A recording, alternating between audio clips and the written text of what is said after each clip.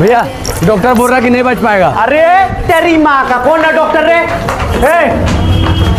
अगर उसका जान नहीं बचाया ना तो तेरा जान ले लेगा। मेरा दोस्त है वो, जल्दी बचा उसको। ठीक है, पूरा कोशिश। तुम लोग कोई घबराएगा नहीं, तुम लोग कोई डरेगा नहीं। जब तक हम हैं तब तक उसको कुछ नहीं हो देंगे, चाहे मेरा जान कहने चल जाए। किसी को भी नहीं डरना है।